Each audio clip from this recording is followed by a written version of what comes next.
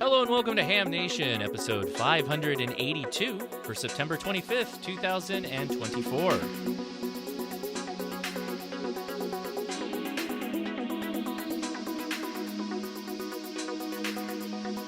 Hey, hello everybody. I'm Josh KI6NAZ. Thanks so much for coming on out here for another episode of Ham Nation. We're going to find out something really fun today.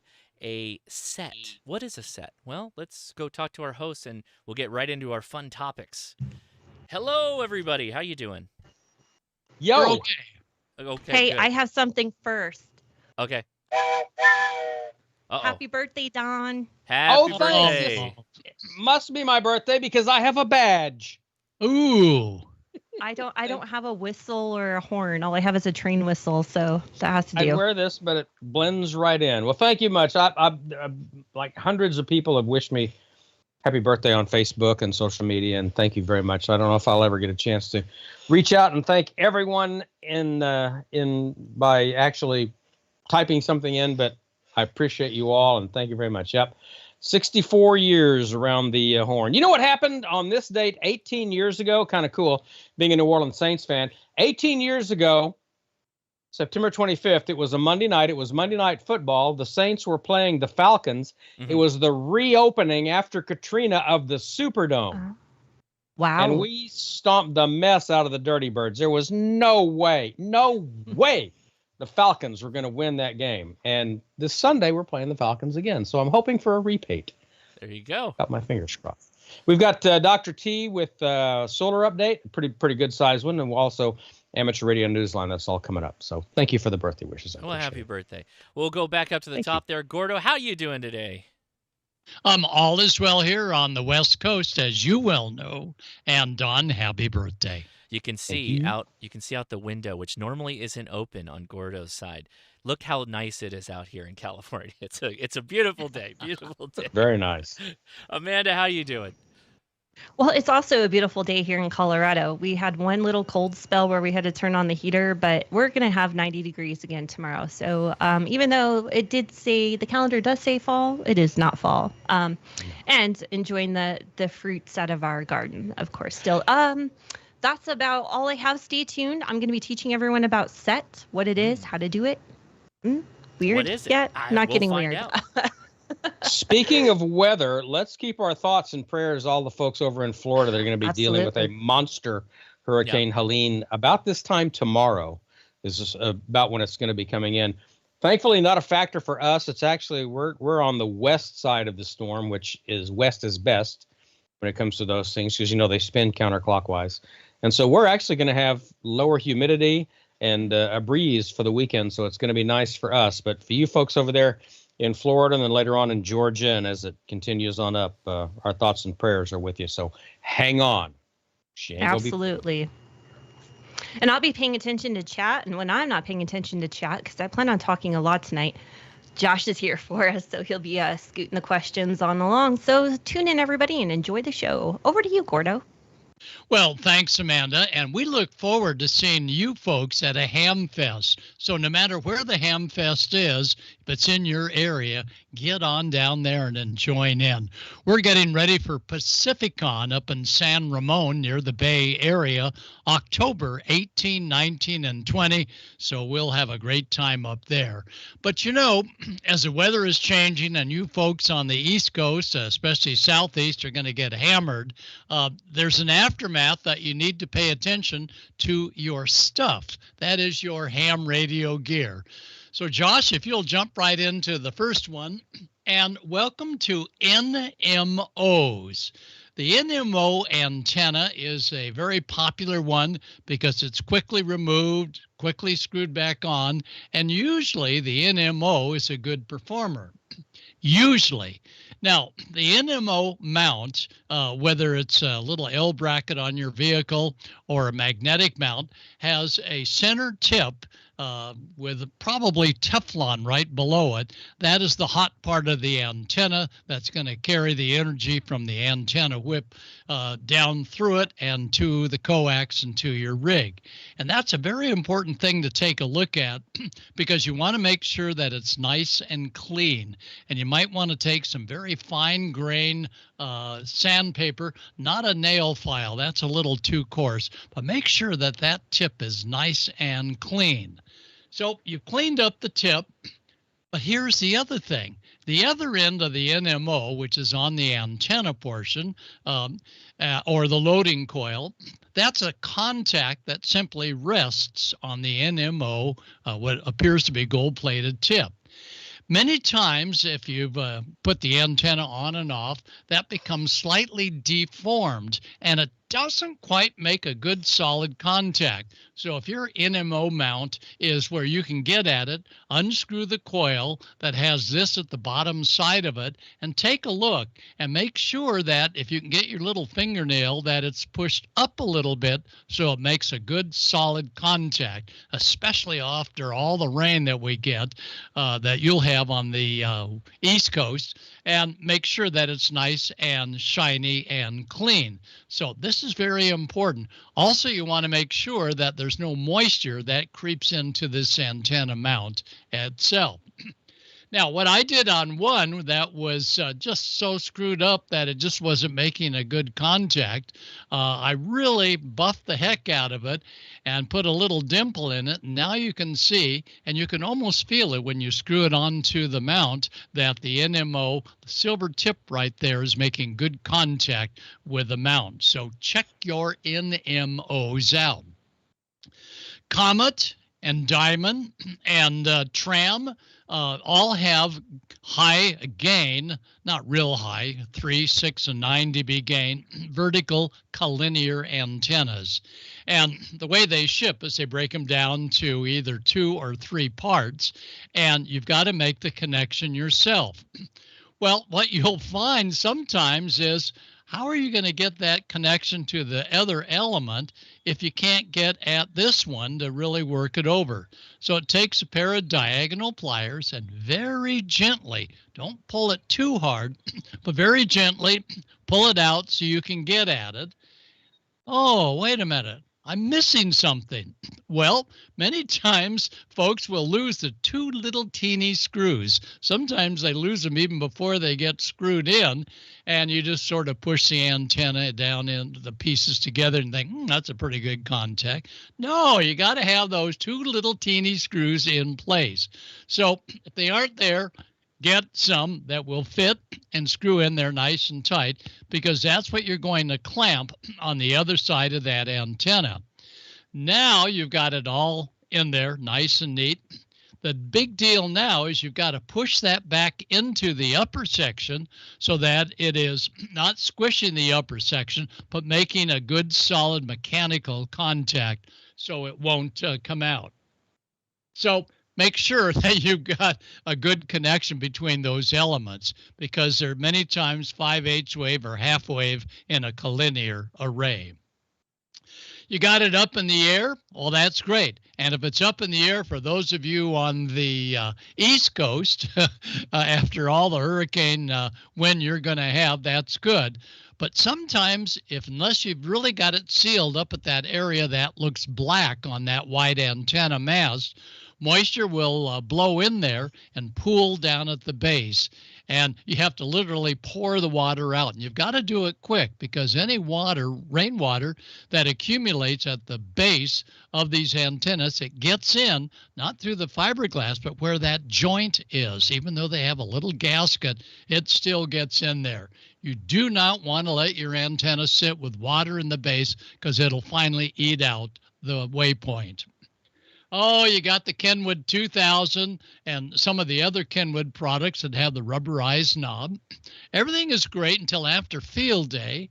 And you go, did somebody bump the knob? Because every time I turn it, it goes click, click, click. What the heck's going on? Well, they say, well, maybe it's going to affect the VCO. And, it's a little diode that shines a light through there through an optical shaft encoder. You go, oh, my gosh, got to send it back to Kenwood. Nope, the click, click, click is something else. So to get at that fix on this, you need first remove the little rubber. And same thing true with Yaesu and Icom. They have a little rubber outside. Gingerly work it off with your finger and fingernails. Then look for the little teeny hole, because that's what is holding on to the shaft with a little tiny inside set screw. And you've got to get probably your very smallest Allen wrench, and you can feel it when you got it in there just right. And back it off going counterclockwise. And oh yeah, there, I felt it click off. Now pull the knob off gingerly. Do not touch that screw that you see up at the top. That's holding the optical shaft encoder, and you don't want to mess with that. Well, what's going click, click, click? Well, when you rotate that with your fingers, it's smooth as shinola. You think, well, this is working okay. What the heck is making the click, click, click? Well, take a look at the knob backing itself, and you see that there's a very thin film of what appears to be a plastic liner over the backside of the knob. And that little plastic liner, after a couple of years, begins to bubble up. And what it's doing is it's physically catching on the inside of the radio's assembly. Well, very gingerly, if you can get it back in place, you're never going to get it back in place. Once it lifts off, now you just got to remove the entire plastic. So very carefully move the entire plastic off. And now you see you got a nice smooth knob without anything that's going to catch on the backside. Reassemble the whole radio.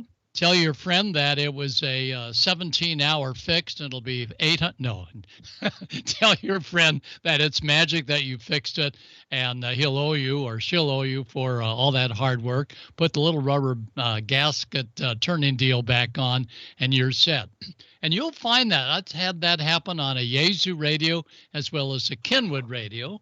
My Icoms have not done that because maybe they didn't even put that little bit of plastic that sometimes gets a bubble in it. So there it is, as good as new. And you can do that in about 10 minutes. Well, how's your HF beam? I know Amanda has a HF beam. Well, it's nice and tight. The element's in there. And I'm going to maybe undo that screw assembly holding everything on. And when I do, I take a look at how the connection, ooh, that is ugly. Yet, this is the conductive grease that they came with, this particular HF antenna.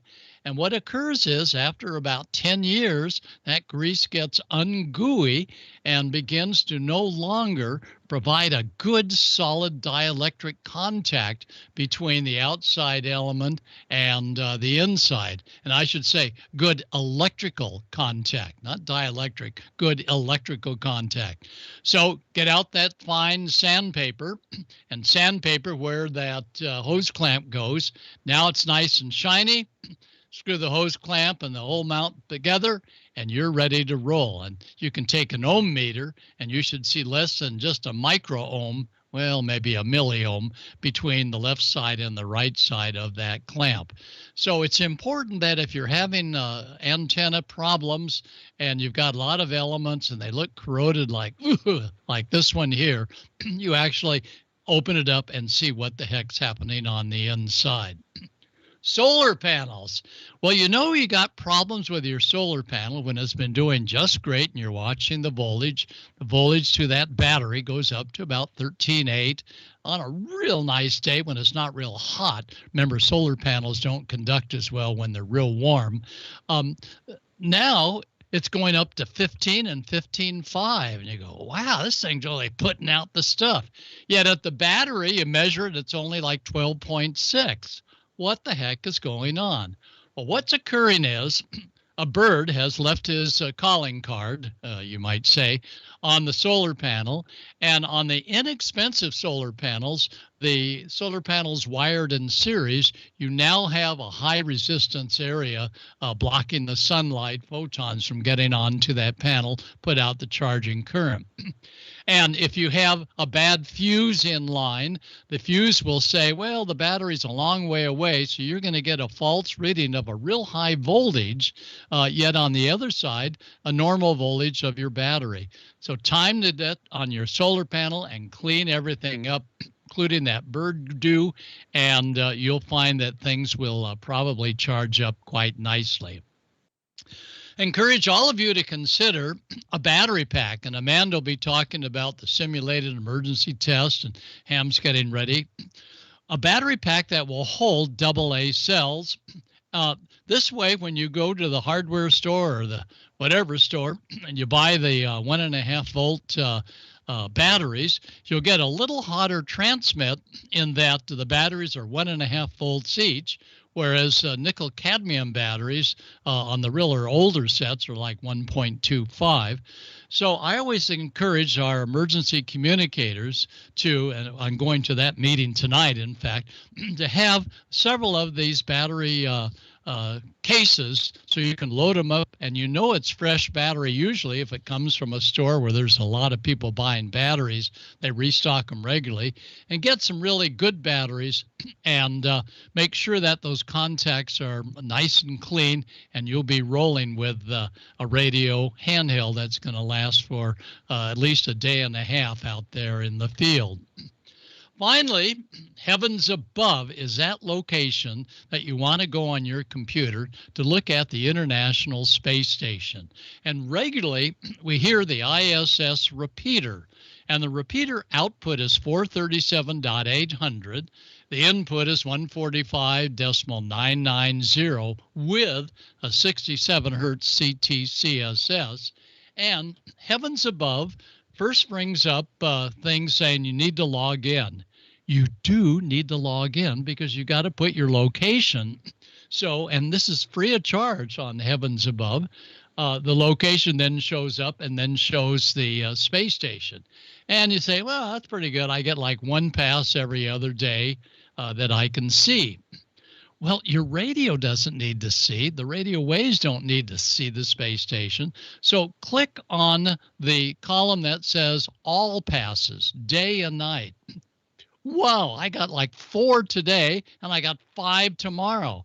Then you'll have a real kick showing off your handheld to folks that are wondering what ham radio is about with a little teeny handheld that's hearing a station in outer space and some hams working through the crossband repeater. And again, the output is 437.800, so it's easily picked up with just a little handheld radio. The times that they list, 1200, 1300, 1400, those are not universal times. They are your local times for the area you say you're in when you first set up your computer for Heavens Above. So make sure that you set your computer, because if you don't, it's going to think you're in Greenwich and you'll never hear the space station. So once you say where you are and load that into the computer, bingo, now it's going to show you on the chart there your call sign. And this is a pass to our south. And this is a pretty darn good pass in that I'll begin to work that as it's coming in from the Pacific over Baja, and then I'll be able to maybe work some stations in Arizona, Nevada, and up and looks like Utah maybe before I fall out of that circle of reception. So give it a try, and I think you'll find that the International Space Station is a great way to get kids involved and really interested in ham radio, and that's what this is all about. So I'll see you all in 2 weeks, and we'll have something that will, I think, attract the kids in 2 weeks. And I sure hope to see many of you at Pacificon, October 18, 19, and 20. And Amanda, you've got some ham fests that you're going to be going to as well. Go ahead, Amanda. Well, thank you, Gordo. Have a wonderful meeting tonight, and we'll see you in 2 weeks. Appreciate you. Some good information, by the way. And I'll just start the debate right now. NMOs, people, all the way. drill that hole. Drill it, baby. That's just my 2 cents. I don't know. What do you guys think? Don? That's the joy of an old cop car. I've got holes already drilled, and I've got NMO antennas on my cop car. Yeah, so I wasn't a yeah, fan. they're great. I love it. I wasn't a fan until I put one up, and now I'm like, these are great. I love them. I like them a lot. Yeah. Unless you have a leased car, just do it. You can buy little grommets, and you can fill it in later, and it's fine. It's fine. It's fine. Yep. Okay. Back to business. Okay, everybody, we're going to be talking about the simulated emergency test, and I'm going to be going through how you plan for it, what the objectives are, and how to execute this bad boy, and not to be overwhelmed, and basically also that you need a team to do it. So let me share my screen here. You got to tell me what this even is, Amanda. I don't even know. Okay, so the simulated emergency test, also known as SET, is one of those kind of deals that's hosted by the ARRL, and it's for ARES, and it's ARES members. So basically, this is another way to show our preparedness, but this is also scored. We submit a score to the ARRL, and this is to make and work those relationships with our served agencies. So I'm going to spew out a ton of acronyms here, everybody, and I'm just going to let your eyes roll backwards on this, but this is for your COCs, your OEMs, your EMs. You're going to learn about your SOPs. Am I overwhelming everybody yet? Don't worry, I'm going to explain it all. What'd she call me? Yeah, I think she called us. You heard that one correctly, an SOP. Yeah. Okay. So anyhow, standard operating procedure. Isn't that easy? So I'm putting some of those in here, but we're also going to discuss them so you can understand what people are talking about when they are talking about the SET. So let's get started, shall we? And this can be dry stuff, but hopefully not as dry as like me teaching you about the Smith chart or something. So who participates in the SET? Basically, all ARES groups are encouraged to do this the first weekend of October. Now, it's not a requirement to do it the first weekend of October, as long as you try to fit a SET sometime in your ARES establishment. So NTS plays a big role. RACES, Saturn, CERT, and Mars are also a part of SET, depending on the areas and who you support and who you work with. Colorado, you're going to hear this a lot tonight. Here in Colorado, we work very closely with Mars, so they're very involved with our SET, and we make sure that we pass traffic basically on 60 meters, things like that, and make sure that we can establish communications. Let's see. The purpose: establish strengths and weaknesses of your ARES group and as a whole, in whether it be your section, your district, or just your local ARES group, okay? You demonstrate your capabilities to your served agencies, as I had mentioned, your emergency manager, your Office of Emergency Management, your State Emergency Operations Center, and it doesn't have to be so sophisticated. It can even be the Red Cross or the National Weather Service. So these are all places that we would be, or entities that we would be working with during an emergency, and this is just, again, our way of showing that we're prepared and ready to work with them. And we test out what works and what doesn't work. Also, purposes help our operators gain experience in communications using our SOPs and a variety of modes under simulated emergency conditions. And the other purpose is obviously to submit your scores to the ARRL. And the ARRL loves publishing that. And I'm going to go a step further about why the score and why the man hours of this is very important, because it gets passed along from the ARRL to other bigger agencies such as the FCC and Homeland Security, FEMA, and our man hours spent practicing and testing and making sure that we are prepared for an emergency is very important, that the bigger agencies know about that we are prepared and what they are giving us frequencies for, okay? So that kind of just levels it out. Why are we actually doing it? What is the purpose? The purpose is to show that we're actually using frequencies that they have allocated to us for a purpose that will help the whole country. Okay. All right, so basically this is, once again, Colorado doesn't actually work like this little chart I'm showing you, but basically you start at your state or your section, and then you break it down to a district, and then you go from county. So your ARES group meaning Josh's areas group is probably his county. Don's areas group is probably his county. I don't know what your county. Well, are you a county, Don, or are you a parish? Mississippi is a county. The only place where there are parishes is Louisiana. Louisiana. So, okay. Yeah. So basically, Gordo is big into Aries. Obviously, I think he is part of the leadership of Aries, and his would be what county are you guys? Josh, Orange County? Oh, he might have stepped away. Anyhow, Orange County would be your Aries group. Okay. Pearl River County. Here in Colorado, we're so large but yet so small at the same time that our groups do not run by counties. We have 68 counties, and we definitely don't have 68 Aries groups here. We are broken up into districts and then into regions. So my region would be 2 different counties. Anyhow, I know I could have complicated that more if I had tried a little bit harder. Okay, so the goals of the simulated emergency test are basically to utilize your ICS structure, and I'm going to go into ICS a little bit further, everybody. Use the NTS for passing traffic. Work with your served agencies, as I mentioned, NWS, OEM, Red Cross. Establish an evolving plan of action, and I notice I use that word evolving specifically because a plan is just never in place. It is constantly changing and reworking itself to adapt to what you have to do for the emergency situation. And the other goal is to facilitate your local to your district to your section traffic. So that is all part of SET. So it's not just your little Aries group. That's a big part of it. But we have to make sure that Aries groups can talk to in the chain of command to their section levels.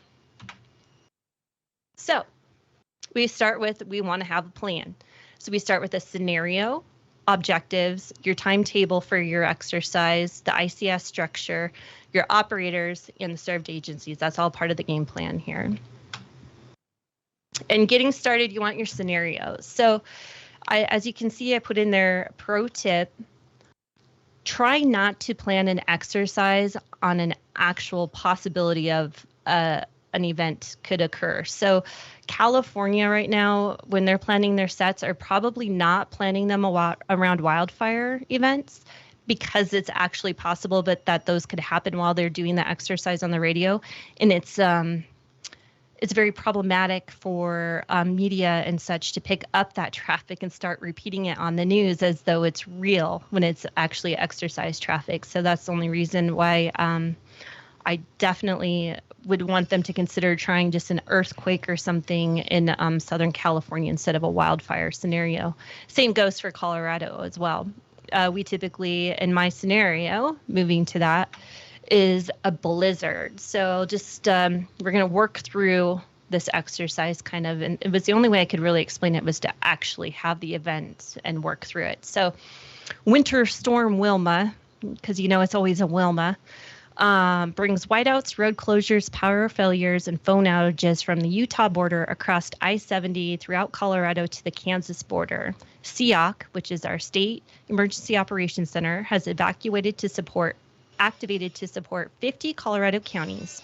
Aries and Icom has been activated to support state and local operations, including Red Cross shelters, NWS, and local emergency managers. Power failures have limited repeaters that are available. Everyone with me so far? Yes. Okay. So now we have to come up with our objectives for the exercise. And in my objectives, I put report to local EOCs. Now that would be so your local members. That would be their job. Report to the SEOC from local level EOCs. Coordinate shelter operations. And next to that, I put in an asterisk. Now, in the scenario of a winter storm and a blizzard shutting down roads, we would actually have to pre-plan and pre-stage people at possible evacuation shelters, or what you would call like a warming shelter or road shelter for the interstates being closed. We would have to put people there not knowing if they were actually going to be doing anything for 24 hours, just so that they're already in place, because otherwise no one would get there to help with communications. So those are things to think about too. Also deploy operators to the National Weather Service, because if you think about during a winter storm, all of your National Weather Service people are going to be very busy putting out each update, all the weather. So they would definitely appreciate working with Aries to have an operator in place so that the Aries operators could be receiving the on-air through on-ham frequency traffic to give those reports that are coming in, such as whiteout conditions, power outages, things like that. They would really, that's what we do. That's why we make these connections and these relationships. So also another objective would be for EOCs to coordinate with the utility and road response for cleanup afterwards, after the storm. Other objectives would be operate with your backup emergency power only. So I would say don't simulate this, actually do it. Turn out, you use your generator power only, battery power, charge up your solar, whatever you can to simulate a real emergency, and that you have even act as though you haven't had power in 36 hours. Now what? You might not even, some of your cell phones might not be charged, and your neighbors around you might be a little bit more concerned about when the power is coming on and when they can get a refrigerator and some fresh food. So all realistic in the simulated emergency test. Okay, the next thing you want to do is set up your timetable for your exercise. Personally, I would never, ever do an exercise over 8 hours. 2 reasons for that. Activity level, and second, you're going into a second operation span at that point in time. Now, that's always good to exercise and practice that, where you switch over command and have other people come in and take over. But once again, in just your prep in the set, it's hard to do over 8 hours and keep the participation level up to speed with that. So, a good starting time 0800, ended up around 1400, and ramp up your scenario on an hourly basis kind of thing. Keep saying, okay, now let's say all power is out throughout the whole county. There's no power and there are internet reported outages and those kind of things. That's what you just keep putting one up in it in your exercise. And then on the last thing on your timetable is your after action report, which doesn't come for a week after the whole exercise. So you basically, and I'll go over an after action report in further detail, but basically everybody submits what they thought worked for them and what didn't work. And then everyone puts all that information together and sends it out. Okay, so also, utilizing your ICS forms is a huge part of SET. Anything from the planning and doing the exercise to what you submit to your served agencies afterwards. So let's go over some of these ICS forms. I know I've shown you guys some of these in the past, so I'm going to breeze through them, I promise.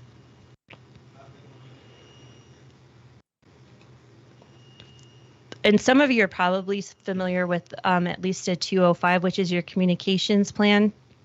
That's a big one. Sorry, I don't have it open at the moment. Bear with me 1 second here. And if anyone's ever interested in finding all of these ICS forms, you can always reach out to me personally. I'd be happy to send them out to you. So let's go over some of the important ones. Get started. Yes, thank you. Thank you, FEMA. Got to get that flag in there. Here's your 205. So this is basically all of your frequency chart. So this would be your repeater selections, your simplex, your HF, even if you decided to put APRS into this so you could follow people that are deploying to shelters. Those are some of the things I always like to keep in my plan. When we're working with our served agencies, it's always a good idea to have what frequencies they might be using. And the DTR might be down in some of these areas and they might have to go to analog as well. So keep their analog freaks in the very bottom part of this. Those would be alternate channels, or just in the comments you would put monitor only, just so they could hear the traffic of it. In there, I also put a 213, which is very important to us. This is how we will send messages via WinLink. Is everyone familiar with a 213? You should be. From field day, a lot of people send 213s to their section manager or to their emergency coordinators. Anyhow, this will be the key factor in sending messages from places like shelters, putting on there how many people are in the shelter, meaning adults, children, animals, any resources they might need, meaning more blankets, food, medications, those sorts of things. And sorry, my dog wanted to say hi in the background. We love the dogs. We do. I know. They love us too, and that's why they want to make sure that they're known. So your 202 is basically, this is the government form for your objectives. And it's very blank, as you can see. So if you haven't done one of these before, you're kind of just like, what do I actually put in this? So this is the government form for it, but I'm going to show you what we use instead, which is also kind of a government form, but the format is so much easier to follow, where it just says exercise overview. On the left, there's big columns telling you what you're reading.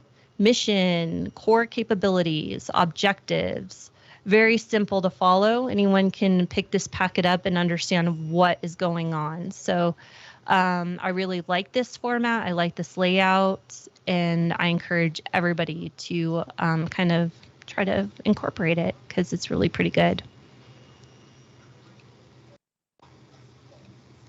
And let me go full screen again.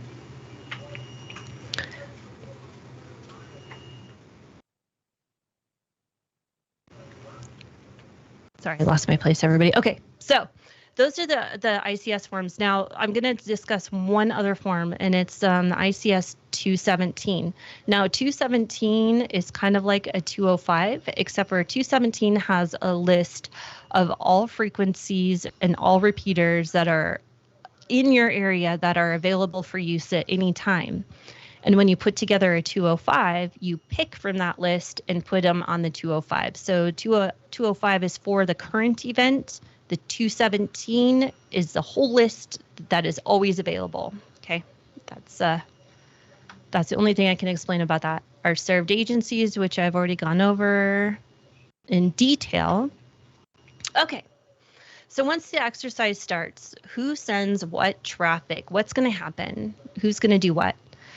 Basically set up some local nets. So in your local area, you're going to begin, and probably your emergency coordinator is going to come on and say, break, we have an emergency, initiate project set. And then you're going to know that set has begun. And what happens at that point in time is a net will start up. So that's going to be your resource net.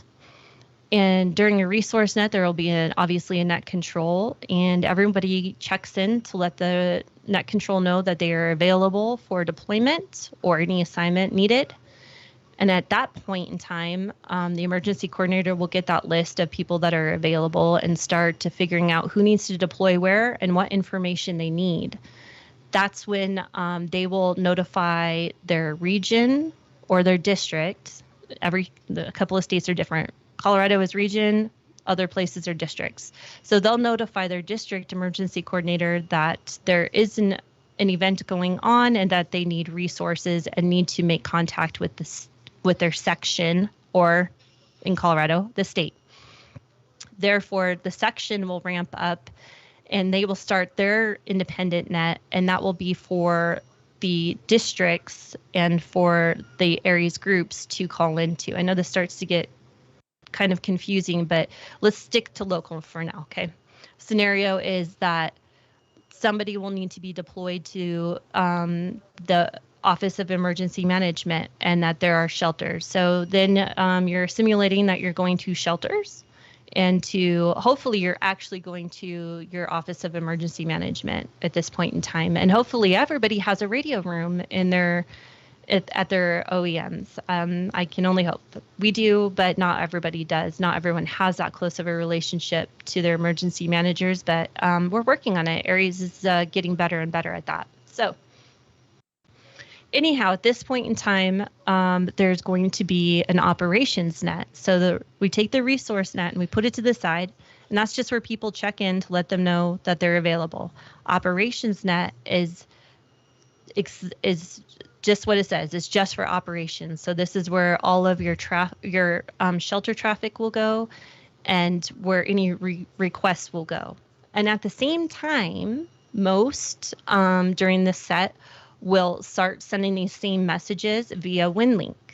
Obviously, for obvious reasons, a message and a traffic message makes more sense because you can't screw up the traffic, right? It's point to point or thereabouts. So WinLink operations will have shelter to shelter messages, shelter to local net messages, local to your state messages or section, however your areas group runs. And messages will contain number of shelterees and animals, requests for resources, meals, meds, chargers, interpreters, anything that a shelter could require. Those needs would be requested through WinLink most likely. So don't forget those WinLink frequencies to put on your 205 as well. And continuing on the WinLink thing, this is where your ECs would be sending to your section emergency coordinator at the end of the exercise, number of participants of Aries members, number of home stations versus deployed stations, number of real or simulated shelters, person hours, so everybody, and all of that will be sent to your section emergency coordinator, and they can tally it all up at the end. And I already talked about the resource net versus the op net, which they are exactly what they sound like. During the exercise, you as an individual would be waiting for deployment. Once you are deployed, you check into the resource net to let them know you're available, receive your assignment, and move to the operations net. Use your tactical call assigned to you for all communications. Does everyone know how that works? Basically, people would not call you by your call sign. They would call you by high school shelter. This is net. And you would say a high school shelter, go ahead. And then once you're done with all of your communications, you would clear with your call sign. So tactical call sign in, your call sign out. Be properly relieved of duty, even if it is just an exercise. It's very important for them to know when you ended your time in. So check out of your operations net, and then also check out of the resource net at the appropriate times. Public interaction. We want our communities to know that we are doing this. So make sure you have a public information officer that's contacting your newspaper. We don't have local news stations here because I'm in a really small town. But in the bigger places, they are notifying news and newspapers and letting them know what we're doing and probably giving them some action photos, those kind of things. So make sure you have your PIO on hand at all times. And don't forget to fill out your scoring paperwork at aries.awrl.org. You see the links there. So I give everyone a challenge that is used to doing these sets. I say change your scenario up. As we do here in Colorado in the summertime, we're probably supporting at least 4 or 5 different bike rides every weekend throughout the state. So different Aries groups are doing those. Why don't you simulate supporting something like that and then having an actual emergency start at the same time, and you have to scramble to finish supporting the pre-planned event as well as handle emergency at the same time. See if you can do it, see if you can plan for it, those kind of things. So anyhow, that is the simulated emergency test in a nutshell and what it's all about. Josh, do I have any questions, comments? Well, I got some questions, and then we'll take questions. By the way, if you at Ham Radio Crash, that put was the word some question. Great information. Yeah, it was. It was a lot. That was a lot of lot. information, but that was all really, Josh, really you're well. like totally like muted, and you Really, look really very good. ecstatic. Oh, that's why. There we go. Everybody heard me on the live stream. You guys just didn't hear me, so we're good. I said that was dense like a fruitcake. That's how dense that was with content. Yes. Now, I do have a question. Yes. So you talked about like ramping up, kind of like adding things that kind of unfold in emergencies. So like, what's an example of that? Like, and what is that? Yeah. What do you do So with that? a great question. An example would be, okay, let's take a shelter. All of a sudden, that shelter has lost power now too, and they need to move the shelter. Another thing would be, we have plans in place for this, but maybe the state EOC has to move to a different location because, again, of a power outage or no manpower. People can't get there. So they have to make a fire station, an emergency operations center instead of the determined place. Other things could be a horrific bus crash, and now they have to worry about all of the resources going there and overflowing more traffic on the radio systems, those kind of things. Or saying Road and Bridge doesn't have any radios, or they don't have any people, so now they need help, and maybe you need to go ride with them, those kind of things. Or 911 is out. All those kind of different scenarios can be thrown in at the end. So really, you get creative as you can with some of this stuff. Absolutely. Or you just say, everybody has lost power. No repeater that you're using right now has power. Find another frequency. Oh, wow. Okay. Yeah. So then you have to go to your 205 and look at your alternates and things like that. So. Interesting. What type of radios do you use for this? Because you mentioned WinLink. So Perfect question. What's the setup, antennas? Like, how do you do that? You want to, first of all, you want your EOC to have a radio set up already. So they would already have a radio in place for WinLink and HF and UHF, VHF. Okay. If you don't have that, having a go box would be nice, so you could travel with it. Other ways you could do it is hope that you could get enough people together to make all those communications work. So handhelds, I just don't like handhelds in a set, but some people will have them. And when you're in a shelter, it's not always feasible to just set up a mobile radio there and an outside antenna. So an HT might be the only thing that works. But if you think about where your shelters are, they're usually high schools or churches, and they're both cinder block buildings a lot of times that don't have great coverage or a signal out. I am privy to that by many times over. And that's the first thing I think is that, okay, we're going to have an external antenna and a mobile. We're going to have 50 watts and an outside antenna. Has to be. Just, and WinLink, so you're going to need your laptop and a source to be able to do that. So make sure you have your WinLink alternatives to alternative frequencies. And sometimes it's only going to be via HF, or some people are just not going to be able to send WinLink messages. It's kind of what it comes down to. Mm-hmm. Now, I mean, give me an example of an external antenna you might use in this situation. Oh, so just a tripod with like a Diamond X 350, whatever, that would be fine. And are just these... No, go ahead. Sorry, finish the thought. That was good. So it doesn't have to be like high up on the building or anything. You don't have to have roof access. Just put it out into the parking lot somewhere and be able to run some hardline in. Okay. And so you said HF, but do you do WinLink over VHF, UHF too, or is all the WinLink? Okay, all right. So you have to have a radio whatever that will option do that you too, have. because that can be difficult in some cases. Because I would say shelters are not going to most likely be able to do HF work. Right. But we establish communications with SEOC that way, with our state emergency operations center that way. And that's how we send them messages. And we just do that mostly to make sure that we can still establish communications at least that way. But it's always a good backup. Well, then that's what relays are for. So right. Okay. Yeah, that would be a perfect example for that. And then scoring, you said make sure you do your scoring, but what goes into the scoring? Like what are let me bring that up. Or like how does that work? You can there are kind of let You're me still screen share. Just go ahead. Oh, am I? Okay. Yeah, because I don't want to turn this into a contest, but somebody's got to ask the question: does this turn into a contest on who can get the most points? Allow. Okay. Amanda's thinking to herself, yeah. It's gonna turn. It's the new field day, guys. So it is point based. Well, let me get there. You go. Okay. So, number of amateurs who participated were tactical communications conducted on behalf of served agencies. And you see, like, let me get my mouse here. 1 hour or more, score 20 points. Half an hour to 1 hour, you get 10 points. Less than a half an hour, 5 points. Oh, this is like field day. Is this like your points? Are these multipliers, Amanda? Do you need to blow your train whistle?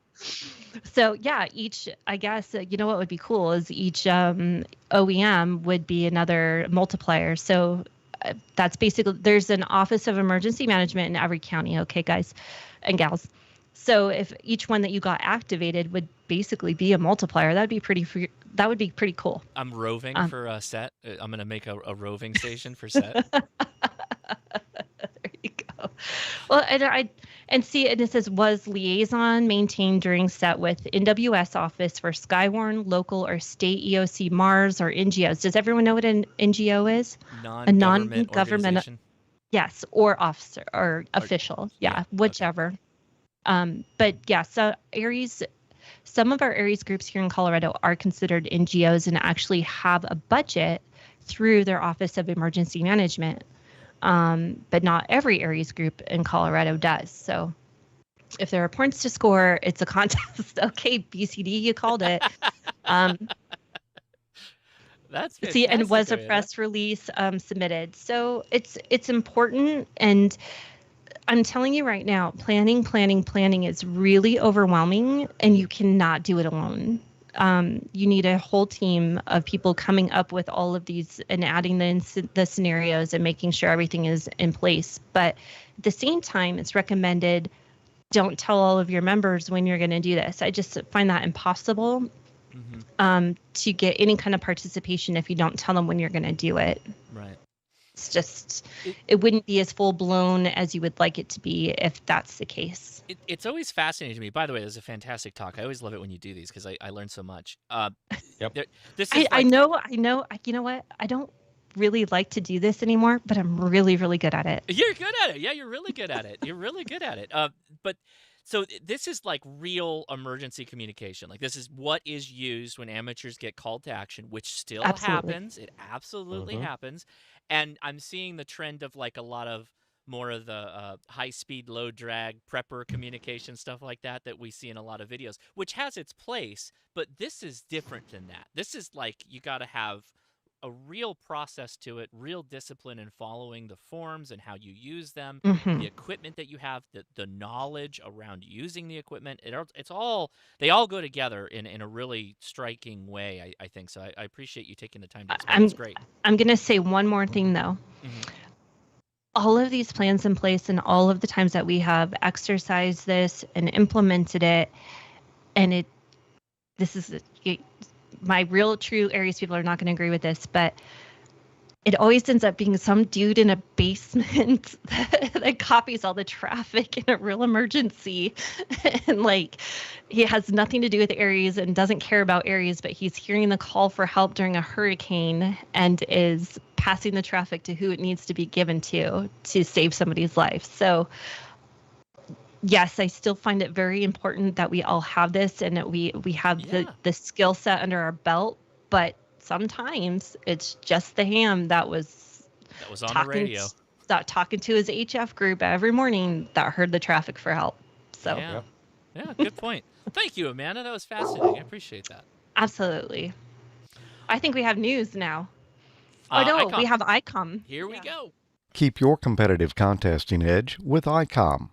Icom's high-powered base stations cut through pileups, letting you work the bands and record those contacts.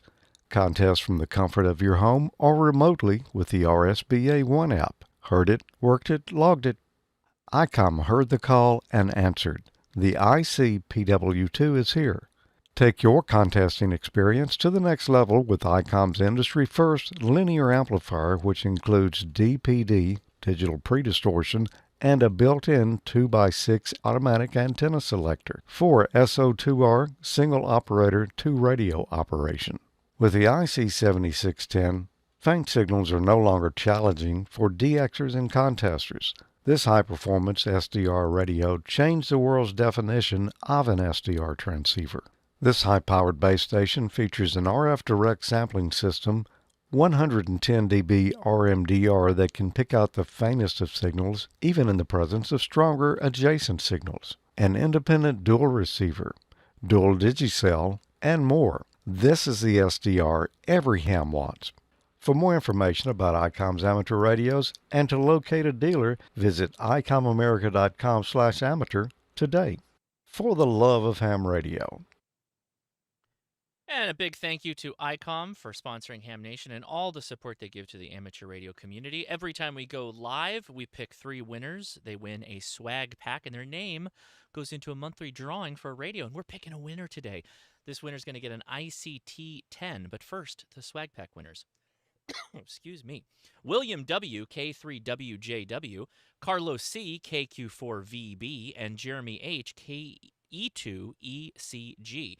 And the big winner of the ICT-10 is Ross B. KD4SYG. So thank you so much. And remember, all you got to do is click that Enter Now button. The link to Icom America is in the video description, and you can enter to win a swag pack and potentially a radio at the end of every month when we do our end of the month show on Ham Nation. All right, I'm off to Don. Don, what's hot in the world of amateur radio news? Well, why don't we go straight to the source and find out from the folks at Amateur Radio Newsline and also Dr. Tamitha Skov. So let's do that now. From Amateur Radio Newsline Report number 2447, this is Ham Nation Headlines for Wednesday, September 25th, 2024. In the wake of the deadly pager and handheld radio explosions in Lebanon, one major ham radio manufacturer has issued a statement. Newsline anchor Paul Brown, WD9 GCO. Icom Japan issued a statement regarding its IC V82 handheld radio, a discontinued model that some reports say may have been counterfeited in connection with the deadly explosions in Lebanon. The company's statement did not directly address those explosions by name, but said that the radios and batteries, which were manufactured and exported between 2004 and 2014, went to markets that included the Middle East between 2004 and 2014. Ray Novak, N9JA, Senior Sales Manager for Icom America's Amateur Radio Division, expressed certainty that the radios in question were counterfeit. Attending a Rhode Island trade show, he told the Associated Press, quote, "I can guarantee you they were not our products," unquote. Acknowledging the relative ease with which unauthorized radios can be duplicated, Icom's website also includes detailed information showing how consumers are able to determine whether or not their radio is counterfeit. For a link to that part of the company website, see the text version of this week's newscast at arnewsline.org. An influential group in the U.S. has weighed in on the proposed privatization of the 900 megahertz band, just as the clock winds down on sending comment to the FCC. The Electronic Frontier Foundation, a nonprofit group in the U.S. advocating for freedom in the use of technology, has added its voice to the chorus urging the FCC to keep the 900 megahertz band accessible to amateur radio operators, industrial, scientific, and medical devices, and unlicensed consumer electronics. Those frequencies are being eyed by NextNav, a geolocation technology company, which has made a request earlier this year to the FCC for exclusive rights to part of the spectrum between 902 and 928 megahertz. The private company's stated intent has been to have those frequencies privatized for use by 5G cellular communications and a positioning, navigating, and timing network to be used in the U.S. as backup for GPS navigation. The ARRL and a number of other amateur organizations have already spoken out, urging the FCC to turn the proposal down. In response to the FCC, the ARRL argued that the move would pose a risk to public service because it would edge ham radio operators out of part of the spectrum that is well used.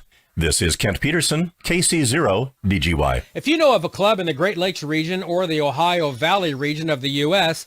that has distinguished itself in support of amateur radio, now is the time to let everybody know.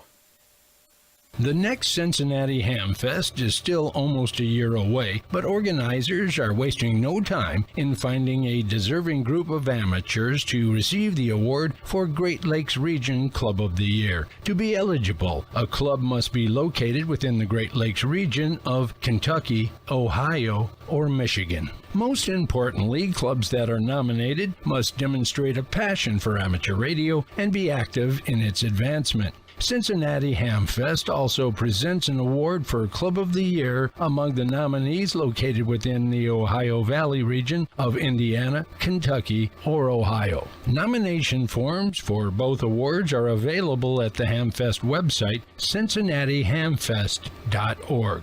Cincinnati Ham Fest won't be happening until August 9th of 2025, but the months ahead will go quickly, so consider who you might want to nominate for these honors.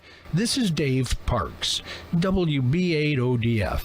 And that's all from the Amateur Radio Newsline, your independent source for amateur radio news since 1976 at arnewsline.org. With Paul Brown, WD9GCO, Kent Peterson, KC0DGY, Dave Parks, WB8ODF, Karen Eve Murray, KD2GUT at the news desk in New York, and our news team across the globe, I'm Don Wilbanks, AE5DW. 7-3, we'll see you next time here on Ham Nation. Now, here's the solar update from Dr. Tamitha Scove, WX6SWW. We have some fast solar wind hitting now with a solar storm chaser, and some returning regions on the east limb could bump up activity. Those stories and more are in this week's Spotlight.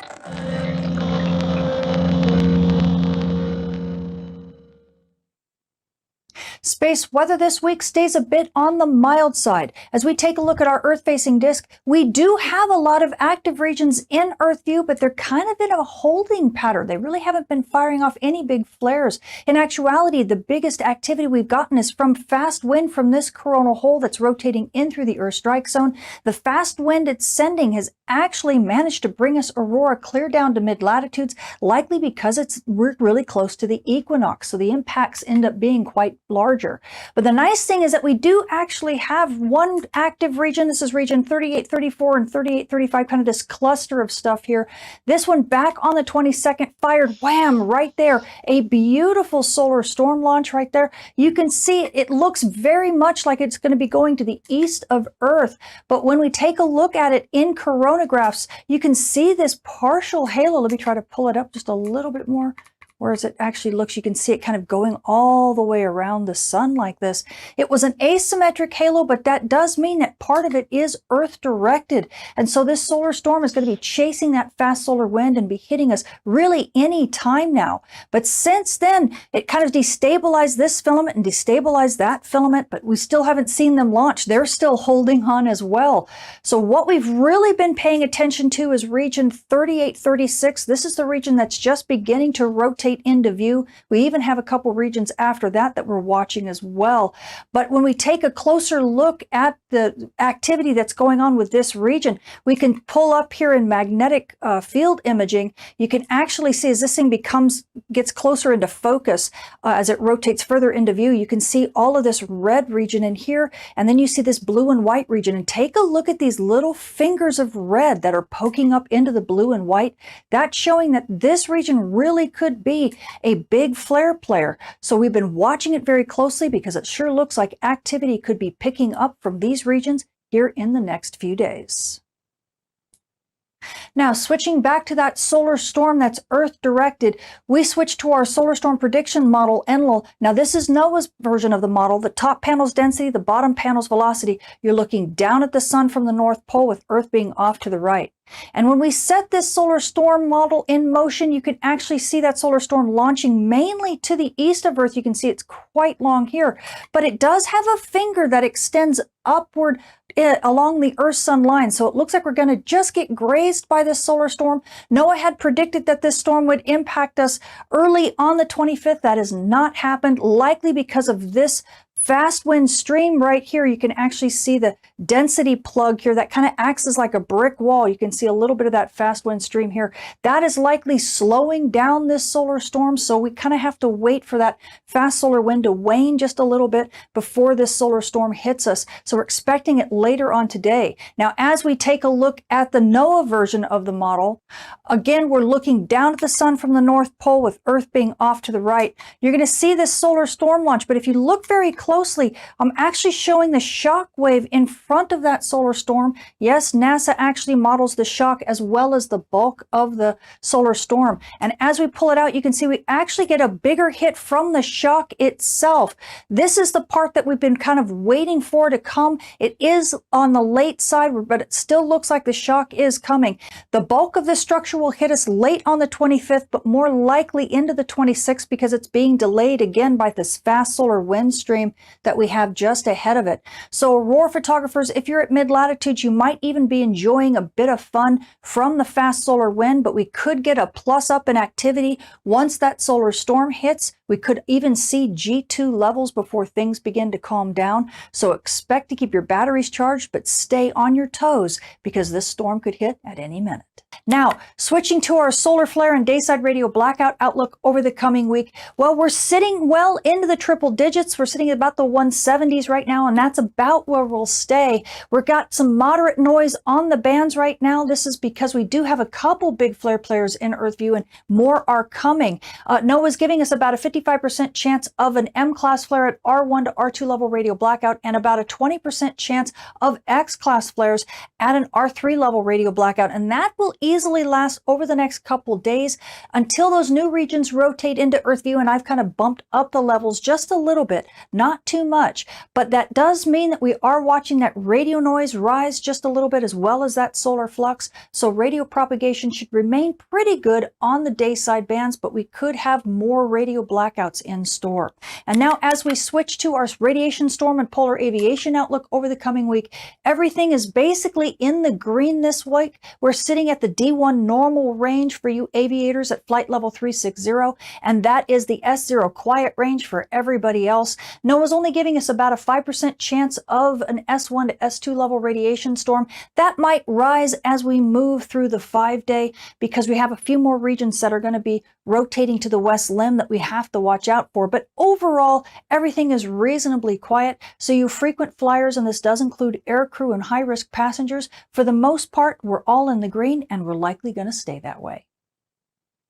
So the space weather this week has been a bit on the mild side, but activity is beginning to pick up. Now, we do have some fast solar wind that's hitting Earth now, and that's going to be followed by a solar storm chaser. And because of the equinox, that's going to allow aurora to come down to mid-latitudes. So you aurora photographers, you've already been getting a little bit of aurora sporadically at mid-latitudes. When that storm hits, it could really bump up the shows a bit. So make sure you keep your cameras at the ready. And now, amateur radio operators and emergency responders, well, things have been reasonably quiet. We did have that one big M-class flare a few days ago when that solar storm was launched, but since then it's been just low-level M-class flares, really not all that much to talk about. Now, activity may be picking up here in the next maybe 3 days as these new regions rotate into Earthview. Radio noise might also pick up a little bit, but it shouldn't be too bad, I'm hoping. So hopefully not too many big R3 level radio blackouts are in store this week, and you kind of can continue to enjoy the dayside radio bands. And now you GPS users, well, we do have, a bit of inclement weather right now, especially on the night side, because we do have some aurora that's dipping down into mid-latitudes, and that's likely going to increase over the next couple days as the solar storm passes through. But we're not having the huge R3 level radio blackouts on the Earth's day side. So that means that radio reception, or GPS reception rather, for you on dawn and dusk might be all right, but just stay vigilant, and on the day side, your reception should be pretty good. I'm Tamitha Skov, the Space Weather Woman. Thank you for watching. And there you go, Dr. T tonight. Thank you so much, Dr. T. We appreciate everything that you do for us. Follow her on X at Tamitha Skov, and of course, spaceweatherwoman.com. Oh, it's the birthday balloons. Not just for me, but Dr. T's daughter's birthday was yesterday. So happy birthday to her. I don't have a birthday girl thing for her, but we'll flash my official birthday. There's so board many badge. birthdays in September. I'll tell There you are what. a ton of birthdays, a lot of birthdays going on in September. Was that was that like New Year's or something? I'm Parents got you got to stay warm somehow, baby. You know, in the wintertime, you got to stay warm somehow. So Gordon was talking about the Heavens Above website and when you can see your satellite passes and everything. I happened to pop on my ham clock over here, and I noticed that I have like probably one of the best ISS passes coming up in an hour and 14 minutes. Ooh. It's an 11-minute and 16-second pass. Wow. And the That's like elevation 90 is degrees. 86 Yeah. degrees. That can 86 be- degrees. That can be good and bad because you're gonna have to ride Yeah, those exactly, frequencies for the Doppler effect. Yes. But yeah, that can Right. be fun if you got 3 arms ready, one for the antenna, Right. one for the mic, and one Right. for the Well- radio to play the Doppler game. Then you're all set. Yeah, well, I'm not going outside at what time is it now? 9 o'clock. I'm not going outside at 10:30 at night tonight to do that and hold a beam. So I've got the dual band Ringo, and that pretty much doesn't do much straight up. So probably not the best pass for that. But I've been hearing them. I haven't been able to get into the ISS repeater lately with sitting here in the house anyway. But I've been hearing them really well. With some pretty marginal passes. So Well, you know, you got 2 check into that astronauts out there that have lots of extra time. Just waiting to come Yeah, that's true. That's true. Maybe Yeah, they'll come on and that's say true. hello occasionally. There Actually, you I heard go. they're just doing more work. So That's what they're doing. Yeah, they've become part of the crew now, and they've looped themselves into the regular work schedule. So yeah, they're making themselves useful up there. All right. Speaking of making ourselves useful, it's time for Ham It, Can It, or What Am It, damn it. I have a horrible. I left my pictures on my work computer, and I didn't share them to Dropbox. So Oh no. We'll have them We- next time. we will have them There next. you go. They'll probably be outdated, and I'll have to show other cool ones. But it doesn't matter. We had an excellent show, anyways. Oh, but yeah, it's Yes, we fantastic. did. Yeah. what was I? I did have something like profound to say. Oh. Oh, Really? nothing really profound. Just, I just want the election to be over. That's all. That's it. I want the election texts to be over. That too. The flyers that I God. get at my home, full color flyers for local Yeah. people that are running for office. It is insane. And they're Mhm. almost replying to each other's flyers.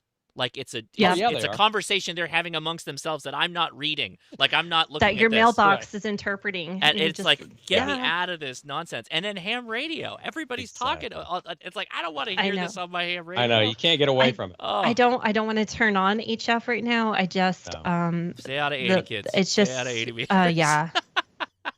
It's like at this point, going over to 80 meters, you would beg and pray for a good gallbladder story. I need I to know, hear right? where's the gout bin? Colonoscopy. Bring the Mhm. gout Yeah. bin Oh, back. yeah. Give me a colonoscopy any day. I'm ready for that. I'm in on the radio. I'm overdue for the real one, but I'm in on the radio. This is going to be wildly unpopular, I think, but both of our candidates could just use a lobotomy and we could start over. But anyhow, I know, that's it. That's enough of my political talk. There is no choice this year, sadly. Hampoon So- for president. He's not insane. Yeah. Can or we? Papoon. Whoever's Yeah, pro ham radio at this point in time, don't take away my frequencies, and they'd probably promise that and take those away too. So, No, well, we we're do trying to have do that some with nuts. 900. So I know. We do have some nuts. I don't think that one's going to fly, though, to be honest. Oh. I am disappointed. I'm good. Okay, so I'm going to talk ham radio again. Yes. The comments were very light from ham radio operators. A little bit disappointed. I thought we were getting the message out to make your comments, but really only about 1,000 hams Oh, have that's not very made good. comments. And the comments closed now. It closed on November 20th. yeah. But November 20th, excuse me. I was September still 20th. thinking, yes, there you go. Yeah.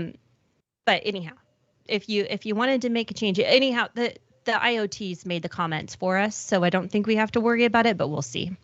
They'll probably still give it as experimental. Yeah. Anyhow, okay, let's discuss those nets and do get on HF because you need to support our net controls. Get on 7192, and Kev should be around there. And 14268, we got Mr. Steve. And I don't think there's a wildfire up there, so he's all good and should be on the air.